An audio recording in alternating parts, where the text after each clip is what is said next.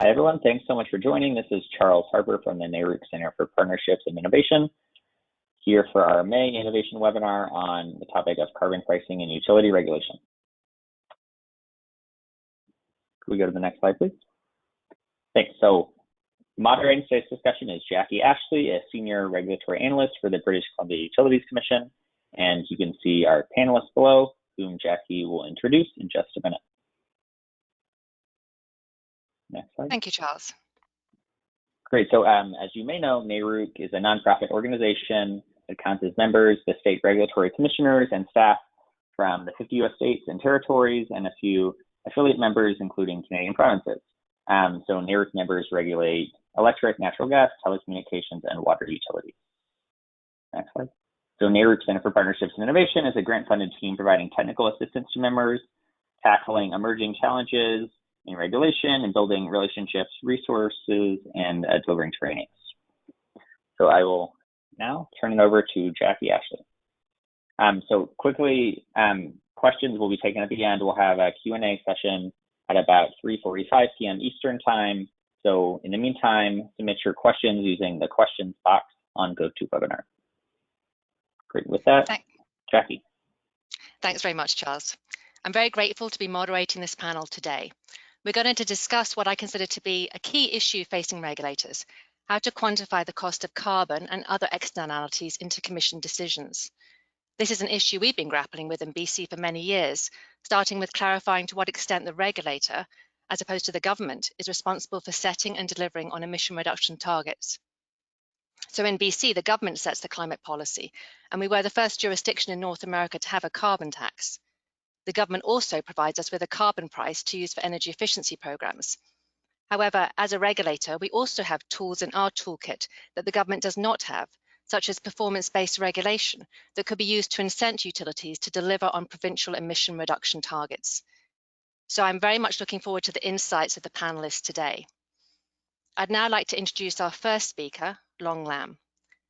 Long is a managing consultant in Guidehouse's energy, sustainability and infrastructure practice. Long has led the Guidehouse team to support the World Bank in drafting their annual state and trends of carbon pricing reports since 2016 and has been one of the main authors since 2013. Long, please go ahead. Great, thank you, Jackie, and thank you, NARUC, for having me on this webinar. So for you who do not know us, we used to be called Navigant, and we became part of Guidehouse at the end of last year. And since working on the state and trends of carbon pricing report from 2013, I've seen a lot of developments of carbon pricing and increasing more governments looking at carbon pricing as a way to reduce their greenhouse gas emissions in a cost-effective manner. And so on this slide, you can then see that carbon pricing has actually spread over to all the continents. So there are now carbon pricing initiatives on all continents, and that actually happened from last year, June, when South Africa launched its carbon tax. So in blue, you see on this map the carbon taxes, and on green are the emissions trading systems that are implemented or scheduled for implementation. And then in yellow, you can see the carbon pricing initiatives that are being under consideration, which is happening in a lot of countries. And I would zoom into some of these countries because there are quite some interesting lessons to be learned, especially for the utility sector. And this picture that you see is from the World Bank's carbon pricing dashboard, which is periodically updated with the latest developments. And over the past years, we have been supporting the World Bank in updating this dashboard. And so this is the latest status from February 2020. And at that time, if we go to the next slide, please, there are 60 carbon pricing initiatives implemented or scheduled for implementation. And these are spread over, let's say, 46 national jurisdictions and 31 subnational jurisdictions. And in total, all these initiatives, they cover about 12 gigatons of CO2 or a bit over 20% of global greenhouse gas emissions. And this coverage includes when China will go live with its national emissions trading system. So carbon prices actually span a large range. Some of the prices are less than $1. Some of the prices go up to 127 dollars per ton of CO2. And these have to do with different sectors that they cover, different local circumstances that they have to take into account, and different other policies that they have in place. But still, about half of these, half of the emissions that are covered by carbon pricing are priced under $10 per ton of CO2. But the thing is that governments have not really only been looking at carbon pricing as a way to reduce emissions in a cost-effective manner, but also to raise revenues. So governments have raised about $44 billion in carbon pricing revenues in 2018. And this is in the whole global view of raising revenues from taxes. It's not a lot, but it does show a lot of potential what carbon pricing can bring. And also because the government see this potential, a lot of new initiatives are being continued to be implemented. So over the past decade, the number of carbon pricing initiatives have actually tripled.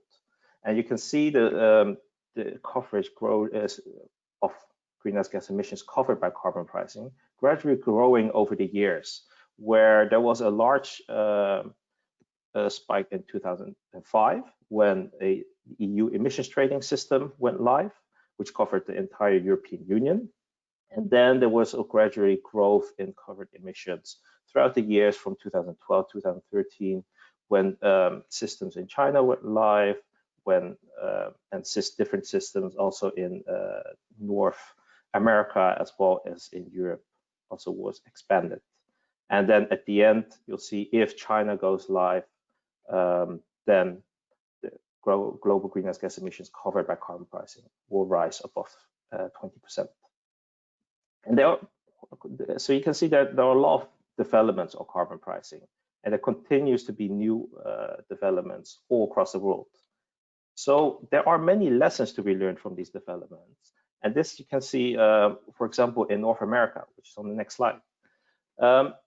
North America has been applying quite interesting approach on carbon pricing, because it's mainly from the subnational level where there's a lot of say support or at least implementation on carbon pricing, especially in the United States, where on the West Coast you have California, which has a cap and trade system for quite a while, already since 2012, which is linked to the system in Quebec, in Canada, where companies that have compliance obligations have to surrender emission allowances to equal to their emissions, but they can use emission allowances from California and Quebec.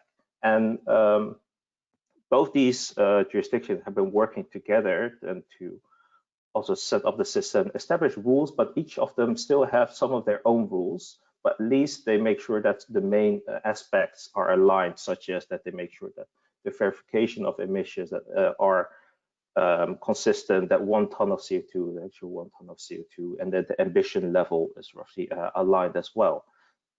And then you have on the East Coast, you have the Regional Greenhouse Gas Initiative, which is a emissions trading system on power companies, on utilities, and these cover about they used to cover 9 states, but now lately has been 10 states when New Jersey joined back into the Regional Greenhouse Gas Emissions Initiative.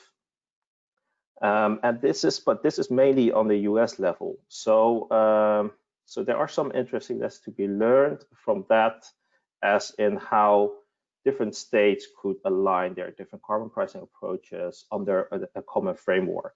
And this common framework is also what is being applied in Canada, because Canada has a sort of a national approach, carbon pricing approach. Because Canada decided that carbon pricing has to be part of its climate action plan. It's planned to, let's say, meet its emission reduction targets that it committed to under the Paris Agreement. So what it did is it established a minimum carbon price level for the different provinces and territories, or provinces could use some kind of emissions trading system that is aligned with the national target of Canada. And they're also implementing some policy to phase out fossil fuel subsidies. And how Canada did that is, if you would go to the next slide, is they established, let's say, what's called a pan-Canadian approach to pricing carbon pollution, which is also sort of a benchmark.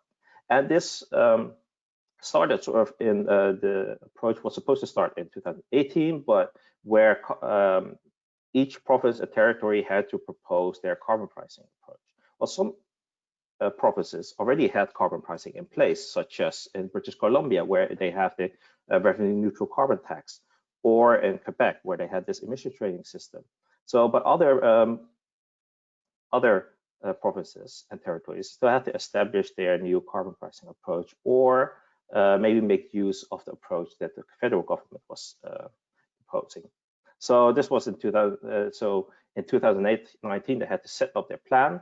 It had to have a common scope. They could choose between, let's say, a fixed price system like a carbon tax with a minimum price level that goes from 20 Canadian dollars per ton CO2 2019, rising by 10 Canadian dollars every year to 50 in 2022, or a cap and trade system where the cap is more or less aligned with the emission reduction target of Canada, and that the cap keeps declining, so that with the declining cap, you basically restrain the amount of emissions in the system to ensure that it remains a let's say a system that does not take out revenue money from the different subnational jurisdictions. They made sure that the revenues remain in the jurisdictions where it came from. But not all provinces proposed a system. So instead, they also had a federal backstop system. So where provinces could voluntarily opt in to use this federal backstop system, or jurisdictions that did not propose their own carbon pricing approach, they would have the backstop system imposed, which consists of a federal fuel charge, as well as a what's called output-based performance system for large industrial installations. And this is to make sure that across Canada, there was at least a minimum level of carbon pricing being faced.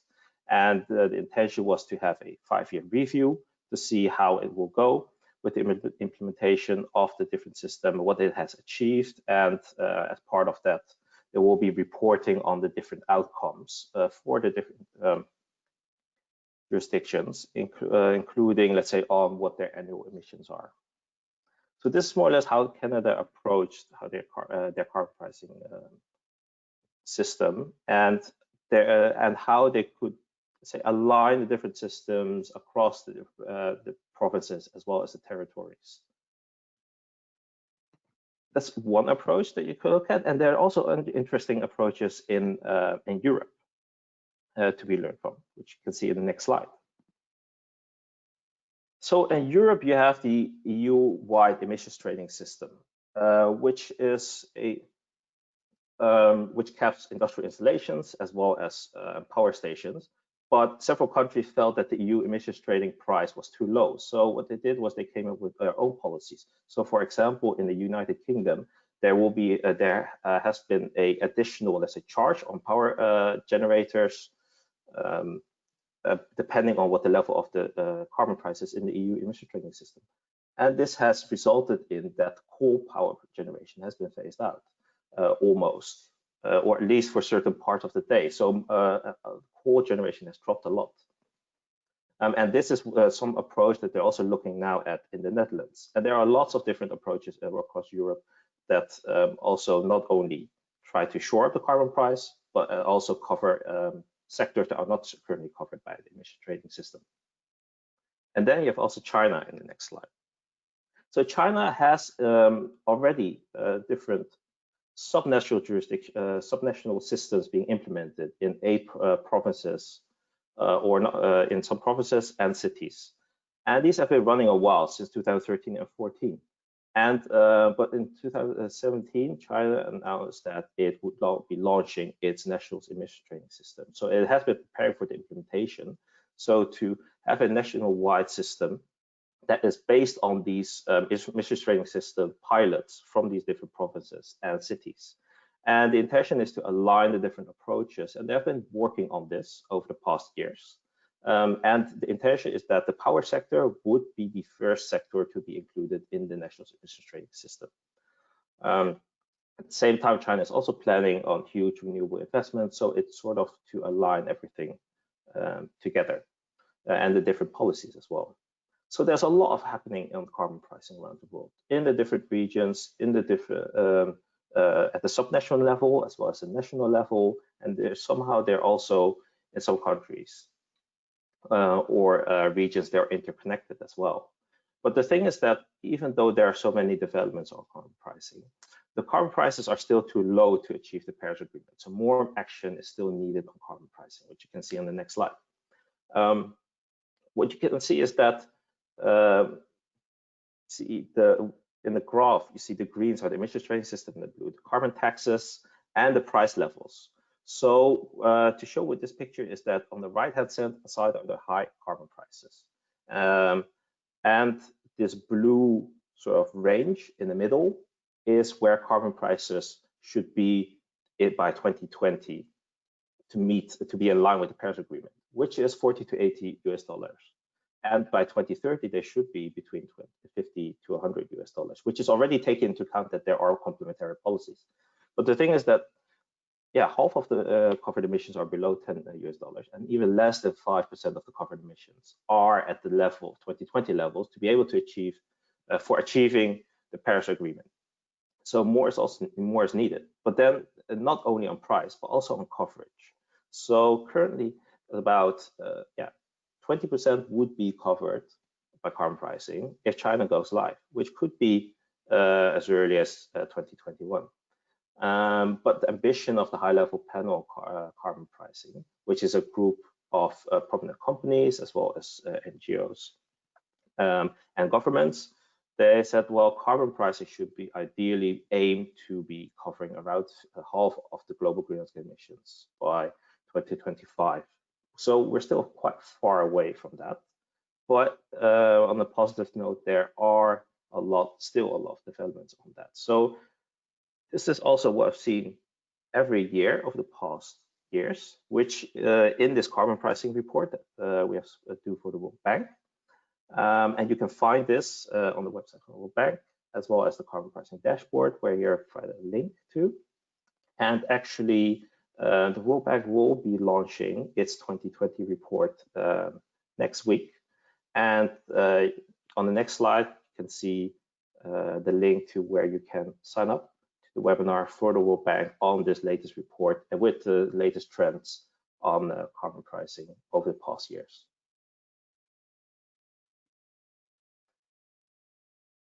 So yeah, and with that, I think I would then like to hand back to Jackie to introduce the next speaker. Great, thank you very much, Long. That was very interesting. I'd now like to introduce our second speaker, Dr. Kevin Rennert. Kevin is a fellow and director of the Social Cost of Carbon Initiative at Resources for the Future. Previously, Kevin served as Deputy Associate Administrator for the Office of Policy at the US Environmental Protection Agency, worked as a senior advisory on energy for the Senate Finance Committee, and worked on energy and climate legislation as senior professional staff for the Senate Energy Committee. Kevin, please go ahead. Wonderful. Thank you so much for having me here. And I work for Resources for the Future. And for those of you that are not deeply in the know about Resources for the Future, we are a Washington, D.C. based independent research organization that is dedicated to improving environmental, energy, and natural resource decisions through impartial economic research and policy engagement. And I'm going to talk today about our work on the social cost of carbon, but I would also say that as a complement to Long's presentation just now, RFF has a deep research program on carbon pricing, and if you were to head to rff.org, you would find a carbon pricing initiative that is headed by Mark Halfstead that has a lot of information and modeling analysis and so on about United States carbon pricing. So the social cost of carbon is another tool that can be applied to answer this question of how much is reducing greenhouse gas emissions actually worth, or how much does a given ton of greenhouse gas emissions actually cost us? And so as we define the social cost of carbon, just to level set here, the social cost of carbon, or the SCC, as I might refer to it, is the cost to society of adding 1 metric ton of CO2 to the atmosphere in a particular year in US dollars. But it also equivalently estimates the benefit of not emitting 1 ton of carbon dioxide. Ideally, the models that are used to calculate the SEC would monetize all changes that you can imagine. Currently, they do not monetize everything, but among them, some of the changes that you're including are changes in net agricultural productivity, changes in energy use, the effects on human health, property damage from increased flood risk, and so on. Next slide, please. So in this presentation, I want to just do two things. I want to first give a bit of context on the SEC and where it stands from a scientific standpoint, and then I'll shift to talking about the state applications of this. So the social cost of carbon has been used in the federal government, actually dating back to the George W. Bush administration, but it was under the Obama administration where there was a broad effort to actually harmonize the usage of the number across the US government. And so an entire interagency working group on the social cost of carbon was established, referred to as the IWG. And it took on the task, bringing 10 different agencies and some of the kind of government's best economists and scientists together to look to establish what the government estimates should be. And those economists looked to the literature and they attempted to draw from the three most prominent integrated assessment models in the peer-reviewed literature for calculating the SEC. They attempted to harmonize them and sample the variability by driving them with 5 different socioeconomic emission scenarios, as well as a probability distribution for a key climate parameter, this equilibrium climate sensitivity, which measures how responsive the climate system is to a doubling of carbon dioxide. And they also were assessing the social cost of carbon for different economic discount rates. They assessed it for 2.5%, 3%, and 5%. And this chart that you're seeing on the right is actually, please stay on that previous slide, thank you. So the chart that you're seeing on the right is intended to show that though the social cost of carbon is often referred to as a number, that number actually represents a distribution of model runs.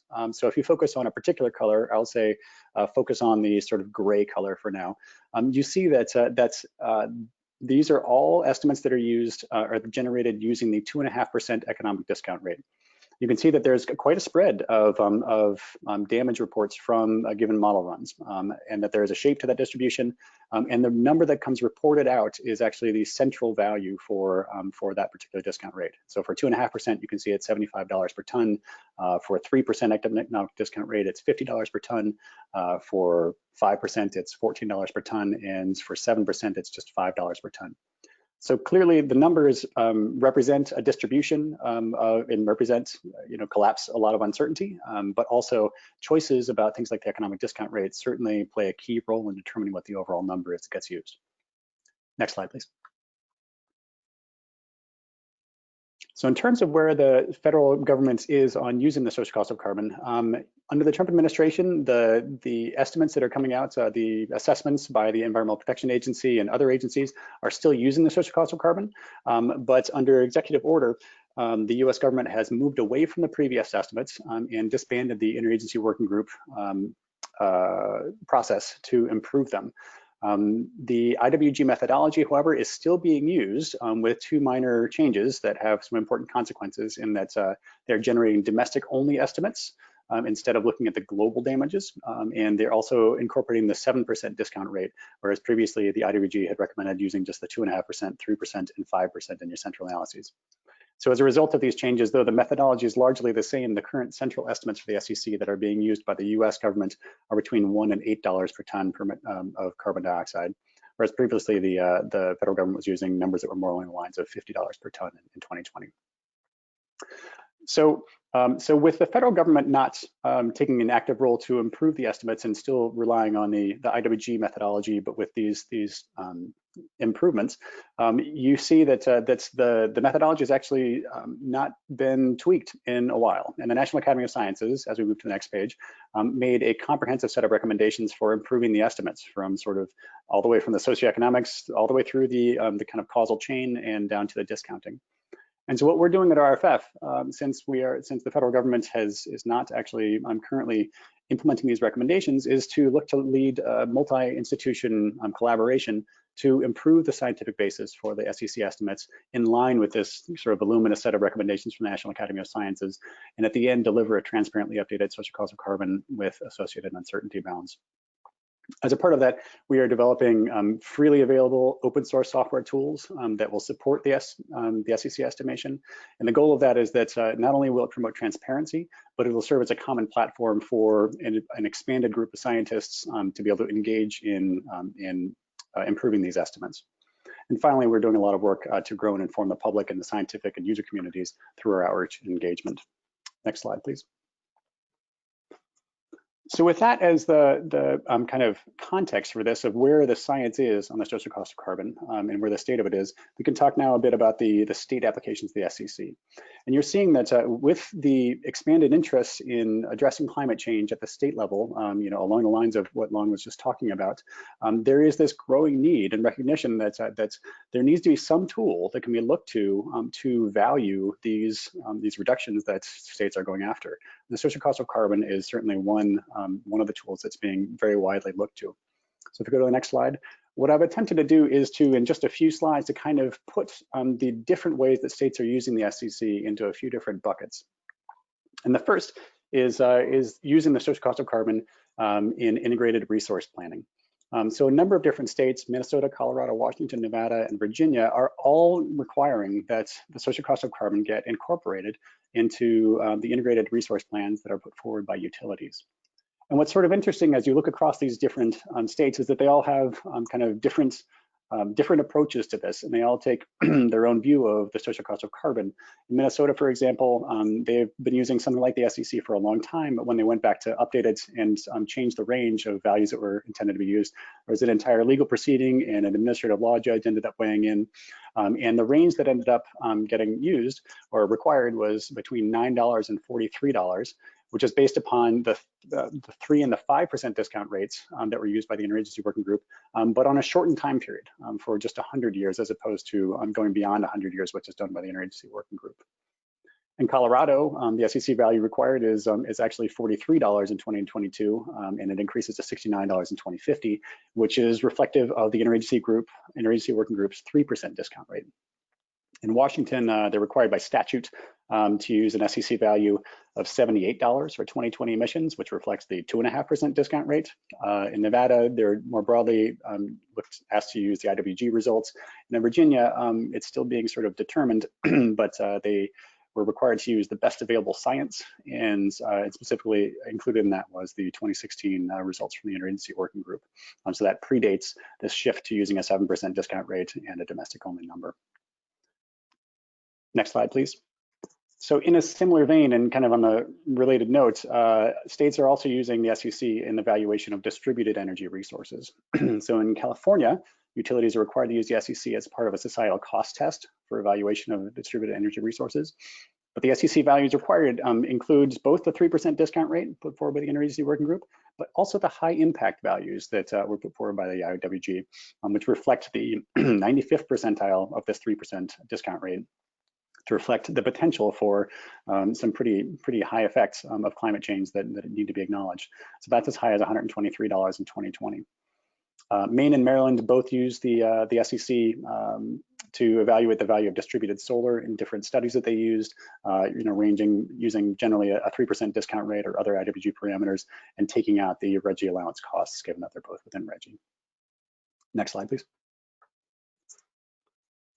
As you're aware, a number of states have zero emission credit programs, which apply to nuclear generators. New York, Illinois, and New Jersey each have such ZEC programs, and these are intended to recognize the benefits of zero emission generation from nuclear generation. And so the question is, if you were going to give a payment to a nuclear generator in recognition of the benefits of that generation being emission-free, how much should that payment be? In each of these jurisdictions, the SEC has been looked to in some regard. In New York and Illinois, it's been looked to sort of directly, even though the ZEC payments kind of differ. But in New Jersey, it's generally a little bit more of a marker in the determination of the actual ZEC payment. Next slide, please.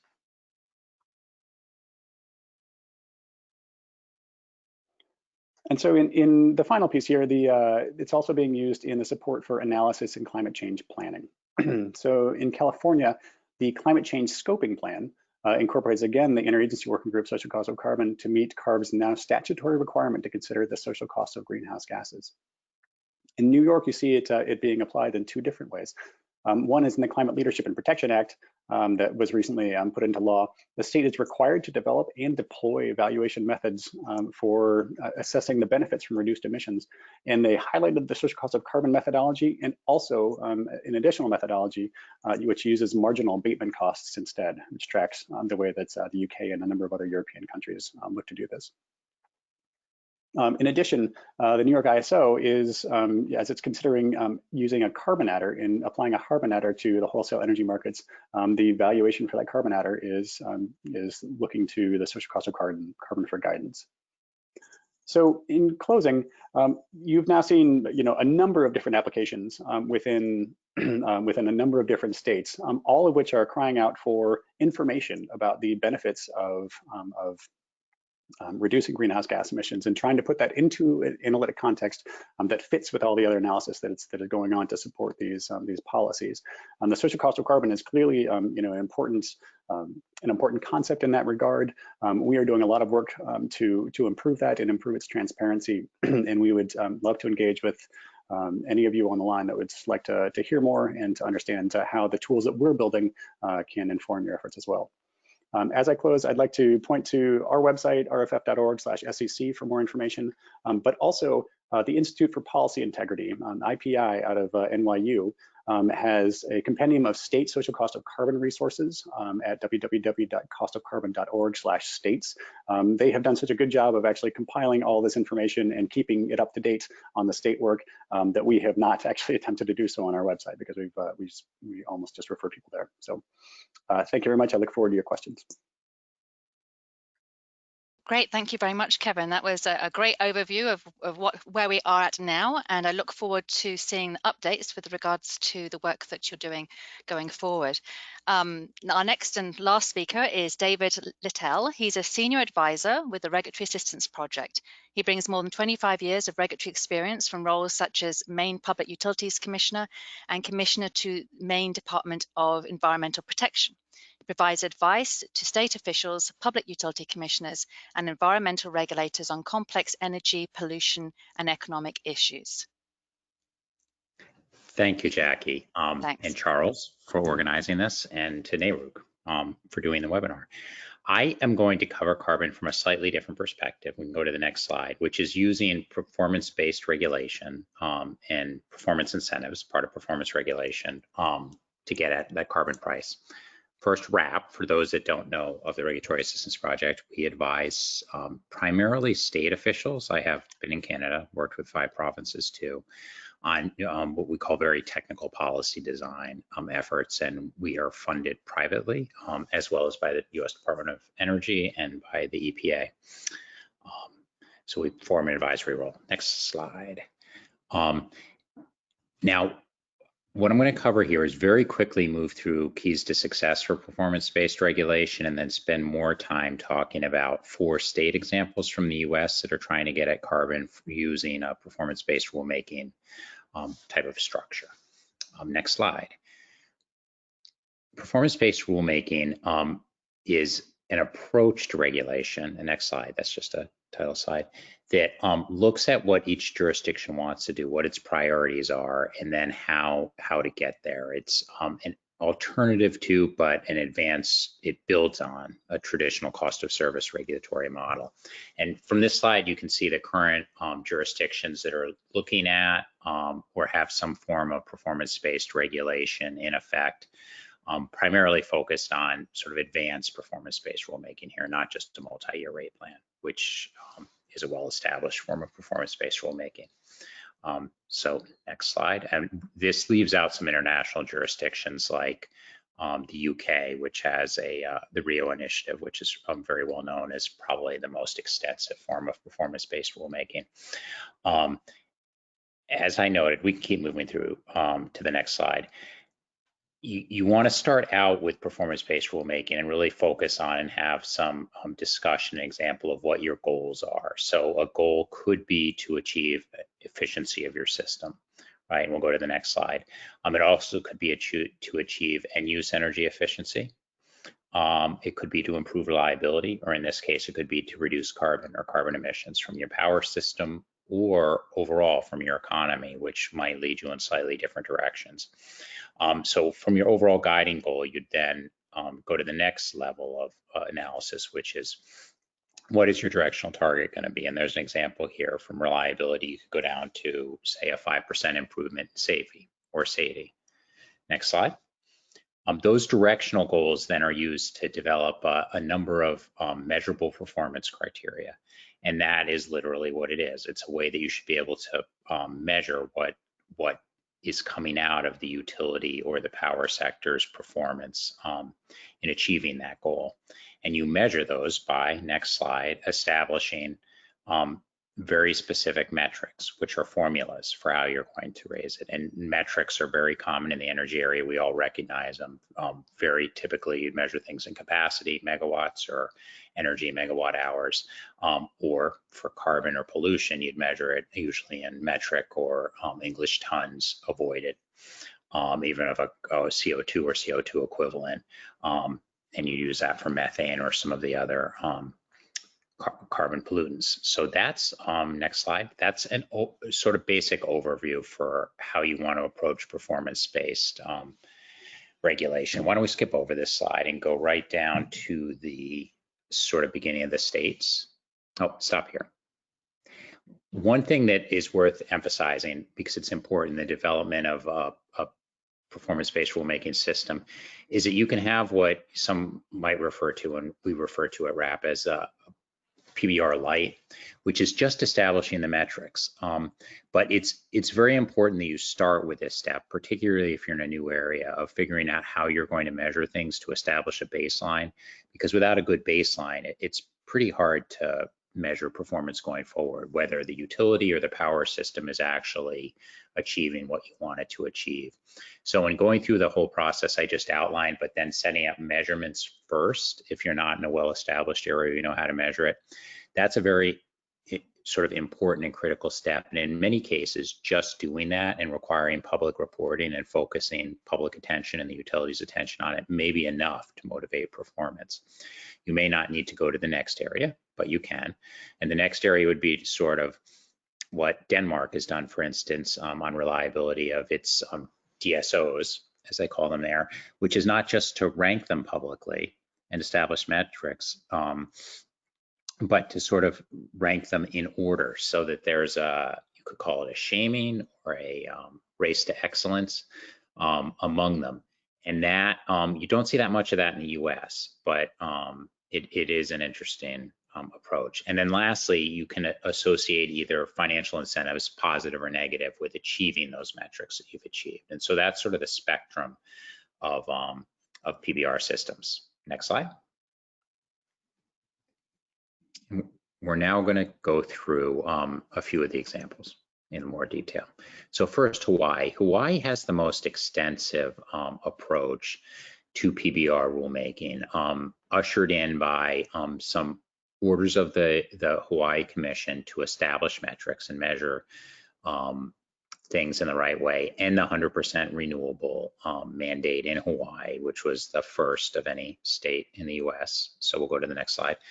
And that, a lot of that discussion led to the Hawaii legislature mandating that its utilities look at a new way of doing business, move away from traditional cost of service regulation, which wasn't working, and there was a sense wouldn't work to get them where they needed to go.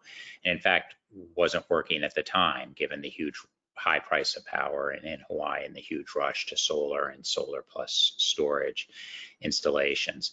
So Hawaii is undertaking, with the help of the folks at the Rocky Mountain Institute, a very extensive examination of their overall system and what they want it to produce, obviously with the utilities. And they've divided that into, you can see the basic chart here, 3 overall categories of high-level goals.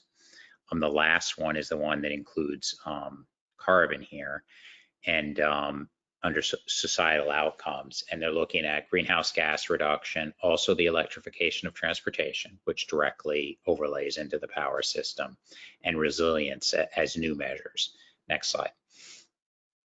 And as part of that discussion, they're looking at not just ultimately establishing performance incentives. Since they've been reporting on some of the metrics for a number of years, they have some idea where some of the baselines are, which is where you want to start out. They're also looking at shared savings mechanisms, which in some contexts can work well, in others not so well, and using scorecards and reporting metrics in other areas, and going through this as part of a very extensive, open and transparent stakeholder process with their utilities to establish it.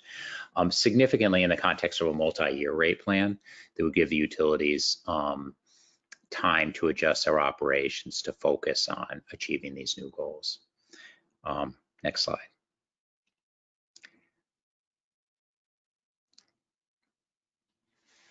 This slide talks about specifically the avoidance of greenhouse gas metrics and how they're going to be calculating an incentive.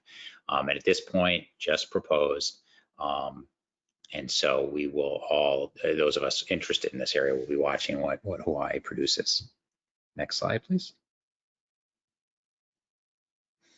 Minnesota has also conducted an extensive examination of performance-based rulemaking with its largest utility, Xcel Energy. Next slide.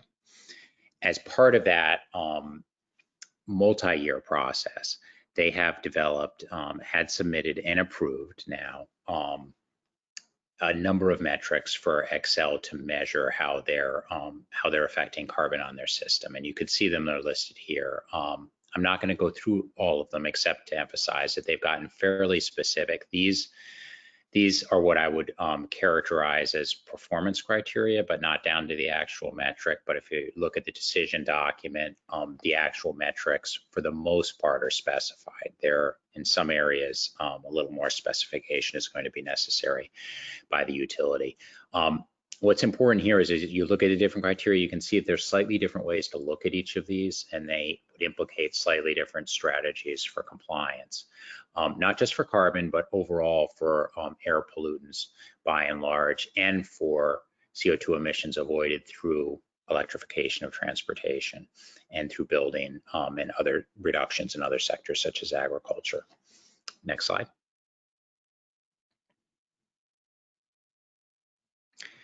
By the way, for carbon, I would characterize Minnesota's right now as the most advanced system in the U.S. to measure carbon. Internationally, probably competitive with what they're doing in the UK with the Rio Initiative.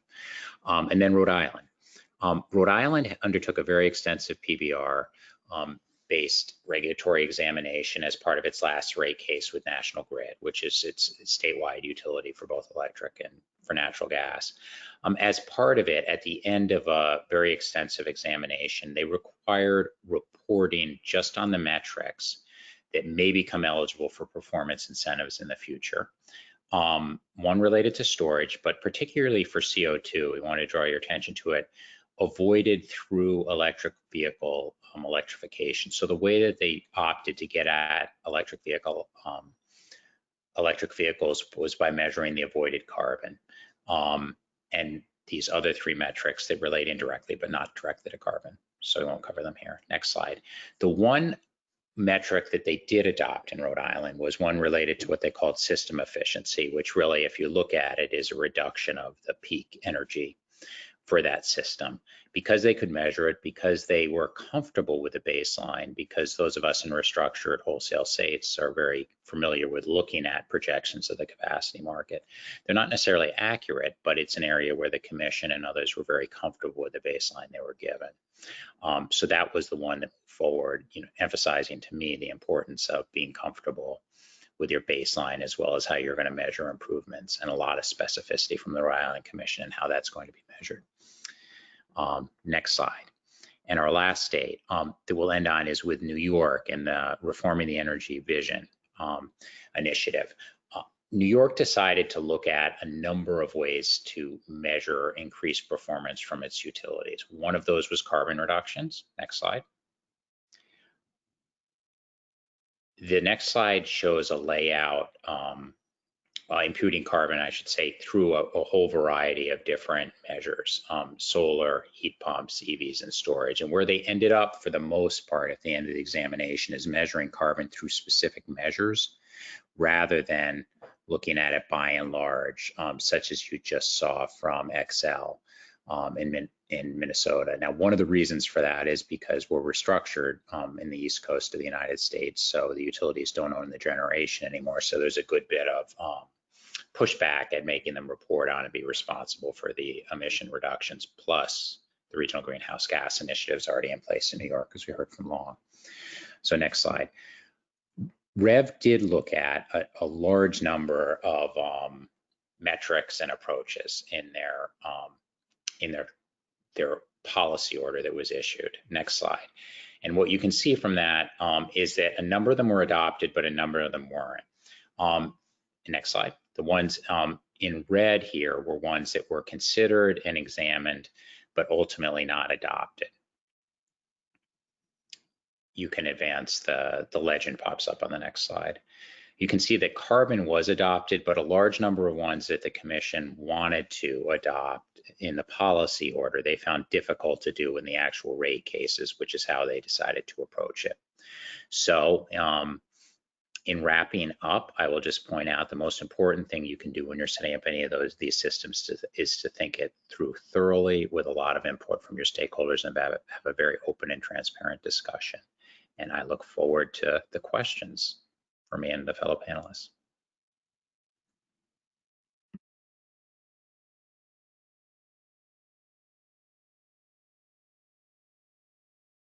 So Charles, do we have any online questions?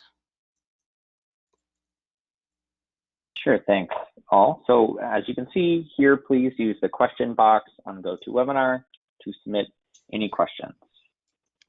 Let me pull them up now. It looks like there are none yet. Jackie, if you want to jump in with one while we wait for the audience to submit.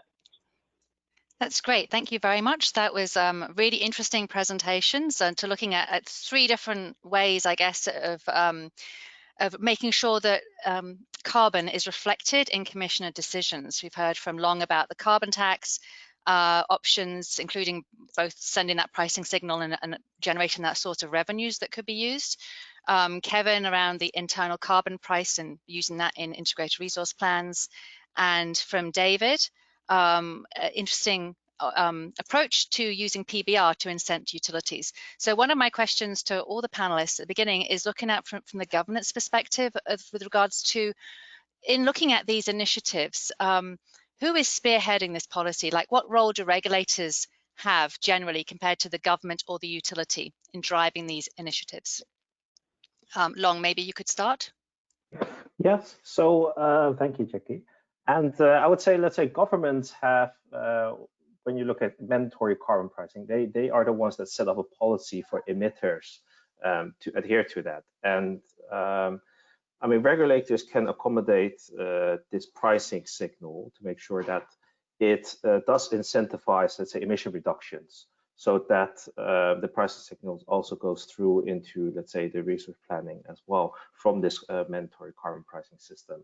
And so it varies per region, per country as well, how this can be done, because in a more liberated energy market where there's no tariff setting, then it will come through the market price usually, whereas in a more, let's say, stringent regulated energy market, then a regulator might need to provide an additional incentive to actually make sure that this governmental carbon pricing is coming through as an incentive to, let's say, make less emission efficient resources more expensive.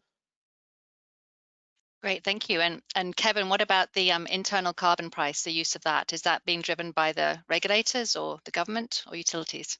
Again, it actually depends on the state in particular, in the region, because you have seen in some cases the regulators themselves have taken it upon themselves to incorporate the effects of climate change into these the IRPs and have said that the SEC is an appropriate approach. But you've also seen a number of states passing their own legislation on to say this is something that actually needs to occur. And so you've seen a mix of those two. One of the things that I think has been interesting about all of this in the context of carbon pricing has been that getting a full-on carbon price passed through a state legislature is often a challenging endeavor, and yet the kind of benefits of having a carbon price embedded in some of these decisions is often a much lighter lift, and that's what you're seeing in some of these states where they're able to account for the SEC upfront in the decisions to build resources, but without having to actually impose the carbon price and all that comes along with that. Great, thank you.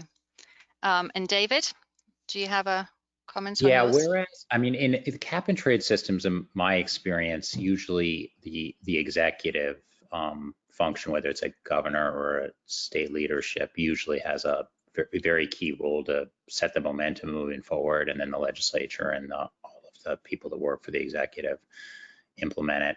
On the PBR side, you usually you need the authority to be there in the form of statute or law for the commissions to move forward, but it's such a detailed area that the push oftentimes is from the commission or regulatory level, but almost always with commissioners who are appointed or serve by legislators and governors who are supportive of that direction of action. So requires that all sort of sectors of government be supportive of that general direction. Great, thank you. So I have an additional question for Long, and this deals with like when we first introduced the carbon tax, it was initially introduced at a low level and set to be revenue neutral, and only gradually increased, and gradually some portion of the funds were able to be used to fund climate action, such as incentives for electric vehicles. So could you sort of comment on the pros and cons of this kind of like phasing in approach, as opposed to one where you just perform like an economic analysis, try to come up with the correct number and then introduce it? Yeah, so sure. So in the end, carbon pricing, it's a political instrument. So you need to have the momentum as well to from the politics, as well as in the end in the democratic countries from the voters to push through the carbon pricing policy. And so starting with a low carbon price could, let's say, help with limiting the impact that carbon pricing could have on daily cost of living. So in that aspect, that is an advantage or a pro for introducing at a low price, and then gradually when people get used to the carbon price, or when the messaging is out, then slowly ramp up, let's say, this carbon price level. And this is also for in some countries an easy way to get more buy-in from other government departments, because if you implement a carbon tax, for example, it's not just the environmental department that needs to do this, it's the finance department that usually taking the lead on implementation, and they have other aspects that they need to consider, as well as the industrial ministries. If you implement it from a high with a high price, you can see impacts straight away. But usually, even when countries implement it with a high price at the start, they usually have some kind of other mitigation measures for these potential additional costs, whether it's for industry or for the public. They have some kind of compensation measures through either let's say free allowances under a EU emissions trading system, or tax rebates under a carbon tax. Great, thank you. Jackie, we have a question online. Oh, we do, sorry. Yes. Yep, so from Frederick Hoover for David. Has any state's PBR process gone far enough to judge the effectiveness of the standards and metrics?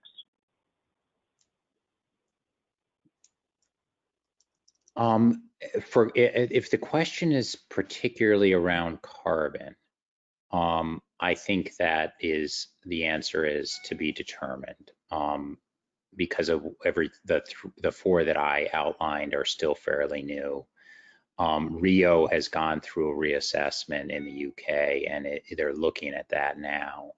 But there was also, and one of the difficulties for carbon, like many things on the energy system, is their energy systems are extremely complex, so it's hard to isolate cause and effect.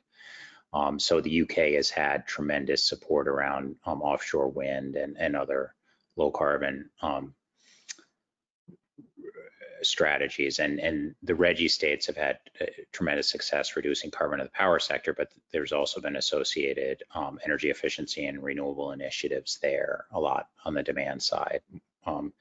So measuring that, is a little bit hard.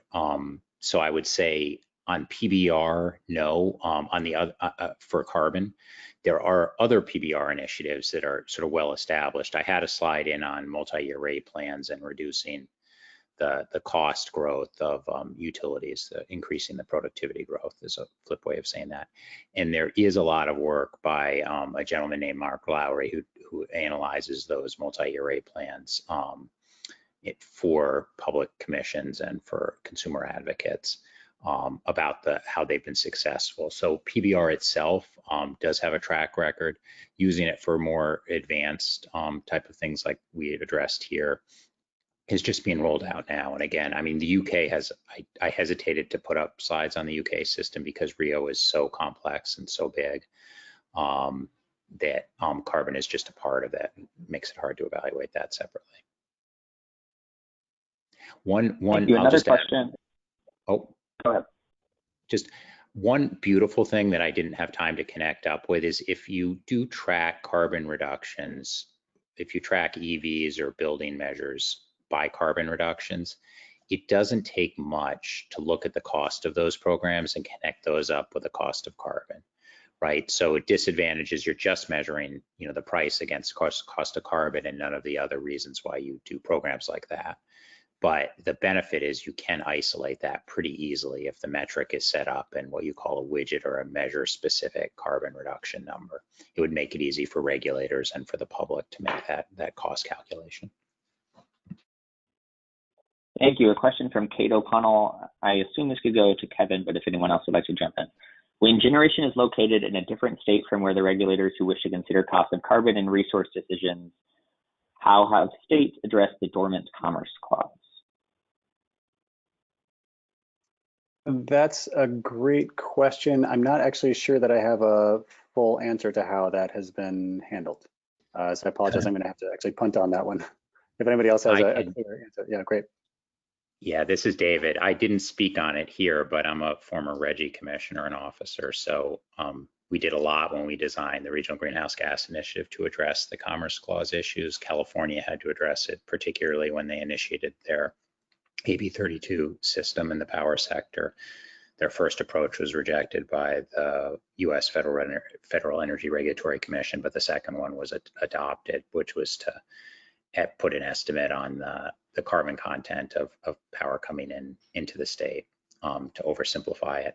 So you do have to be careful in how you do that, and we were quite careful in setting up the Regional Greenhouse Gas Initiative, not to regulate interstate commerce, but to regulate the emissions in each state, and then set up the system so that we recognized each other's systems, but they were actually sovereign systems, each in and of itself, which is the exact same model that California used in linking with Quebec. And there's a very nice district court decision on the challenge that was brought to that system, sort of outlining why that works for a Commerce Clause and other purposes against a challenge. That decision, I think, is not even 6 months old, out of district court, U.S. District Court in California. Jackie, do you have maybe one more question? Yes, there's one more question. This is for Kevin. So could you explain how important the discount rate is in setting the societal cost of carbon? Certainly. Well, as you saw, the range of values, central values that you get, for a set of different discount rates ranging from 2.5% to 7% is pretty vast, with 7% being on the order of $5 and 2.5% being more on the order of $70. So the discount rate plays a really critical role and a really pivotal role. And in terms of what the initiative is doing here is the idea is to do the best science that you can, and then you can modify the discounting approach to account for the uncertainty in that, which the National Academy of Sciences recommended by shifting to a more Ramsey-like approach. But at the end of the day, those that are implementing the actual values need to be applying their own effectively values to line up with the social cost of carbon. So they need to be assessing how much they actually value future generations. There's guidance that you can provide on that, but in the end, it is often decided at a kind of situational level. Great, thank you. Thank you. Dominic, can we go to the next slide, please? Just have a few quick announcements before we wrap up. Should only take a minute. So the next NARUC Innovation webinar is next month, June 18th, on measuring energy efficiency savings in real time and how that can enhance program performance. So have a great set of speakers already lined up. So please register for that. A link can be found on the NARUC CPI website at naruc.org/CPI-1, which is our brand new website that just launched last week. So take a look if you haven't. Next slide, please, Dominic. Great, so that's my contact info and our website. So once more, just thank you so much to Jackie and Kevin and David and Long for speaking today, and hope everyone has a great rest of the week. Thank you so much. Thank you very much. Thank you, everyone. Thank you.